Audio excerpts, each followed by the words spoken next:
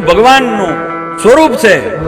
આપણે જે આરતીના સમયે મંત્ર બોલીએ છીએ, કર્પૂર ગૌરમ કરુણાવતારમ સંસાર સારમ ભુજગેન્દ્રહારમ. કર્પૂર ગૌરમ એ કઈ આરતીનો મંત્ર નથી, એ તો મહાદેવના દિવ્ય સ્વરૂપનો મંત્ર છે.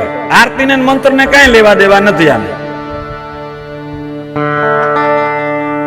આરતીનો મંત્ર તો કર્પૂર પુરાણ ત્રિપુર એ મંત્ર છે. આપણે તો કર્પૂર ગૌરમ હવે ટેવ પડી ગઈ છે. પણ કર્પૂર ગૌરમ કરુણાવતારમ કોનું છે? મહાદેવનું, ગઢેશ્વરનું ધ્યાન છે.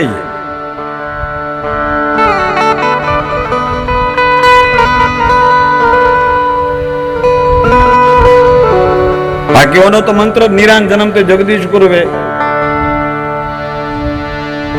એનો મંત્ર જુદો છે કર્પૂરનો. પરમાત્માનું દિવ્ય સ્વરૂપનું એને દર્શન કર્યું છે. આમાં લખ્યું છે, આમાં